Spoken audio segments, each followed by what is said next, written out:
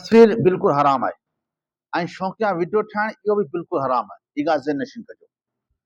तस्वीर जो नबी से फरमायो ला तदखुल मलाइकत बैतन फिया सूरतुन वला कल्बुन औ कमा क़ाल अहिड़े घर में जिते कुतो या तस्वीर हुजे रहमत जा फरिश्ता दाख़िल कोन थींदा।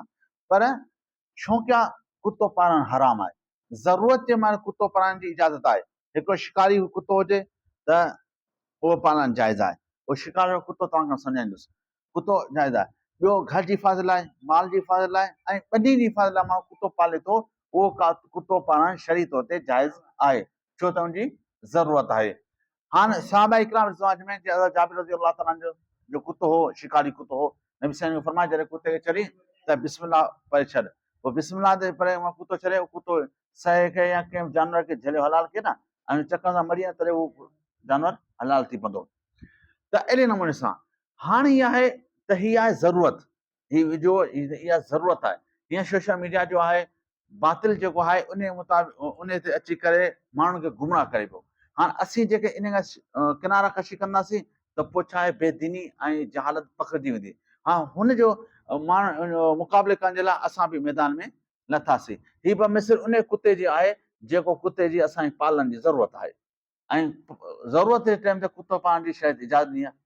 कहिड़ो कुतो पावां? ऐं शिकारी मूंखे शिकार लाइ कुतो खपे। हीअ जेको आहे न जो तव्हां सूअर ॿिला शिकार कंदा, इहो न हलाल सौ चवंदा ख़रगोश, ख़रगोश शिकार लाइ हुन थो, तितर जे शिकार लाइ माण्हू कुतो पाले ऐं बाज़ बि पाले। साहबा इकराम बाज़ बि हुया ऐं पोइ उनखे तालीम ॾिबी आहे। उहा तालीम तव्हांखे सम्झायां, कुते खे शिकारी कुतो उहो हूंदो आहे जंहिंखे तूं 3 दफ़ा छॾी शिकार जे लाइ। पहिरियां 2 दफ़ा छॾीसि उहो शिकार झले थो ठाहे, 3 दफ़ा छॾे पोइ तूं हुनखे अधु पहुचे तूं हुन हकल कर, 3 दफ़ा जे हकल खां वापसि अची वियो न तुंहिंजे चवनि ते त माना उहो शिकारी कुतो आहे। उहो माना हाणे शिकार पंहिंजे लाइ कोन पियो करे, तुंहिंजे लाइ करे पियो, धनी लाइ। त इहो शिकारी कुतो आहे। इन शिकार जो आहे इहो कुतो पालण जो जाइज़ आहे। हा, ऐं बाज़ बि आहे, बाज़ खे छॾींदे हकल करे वापसि अची वियो न त अगरि न आयो वियो शिकार करे, कुतो न बीठो वियो करे, त इहो कुतो शिकारी कोन्हे, इन जो शिकार हलाल बि कोन्हे। पंहिंजे शिकार खे ज़बर लाज़मी खपो। अहिड़े नमूने सां ठीकु आहे। हीअ जो टिकटॉक ते बीठा आहिनि या असांजा पंहिंजा मौलवी किथे मानी में खाइनि, असीं वञूं पिया टोलियार, इहो बिल्कुलु हराम आहे। इहो बिल्कुलु हराम अथव, सम्झो। हाणे मुंहिंजी दस ॾिनूं ठीकु आहे। हाणे हीअ फेसबुक ते यूट्यूब ते वेंदो, ठीकु आहे। इनखे इनशा ताला हज़ारे माण्हू ॿुधंदा। त उते हिते जो इल्मु ग़ैब जी ॻाल्हि कई, ठीकु आहे। ऐं जो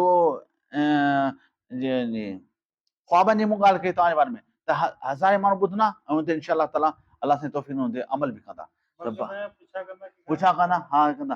त इहा त जहिड़ो मुंहुं तहिड़ो मोचड़ो। त हाणे सोशल मीडिया आहे ऐं बिज़ात ख़ुदा न ॿुधायां,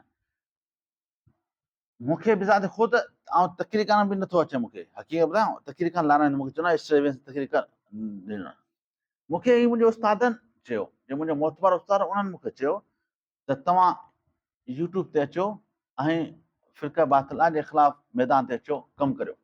पोइ असाज़ा जे चवण ते आउं लथुसि इन मैदान ते, न त मूंखे मोबाइल ठाहिणु नथो अचे। हाणे अलहमदिल्ला आउं हिते तव्हां ॾिसो की मां 4 बजे हिते ईंदो आहियां, उहो मुलियामत खां सिखणु ईंदो आहे ठाहिबो कीअं आहे, हक़ीक़त आहे।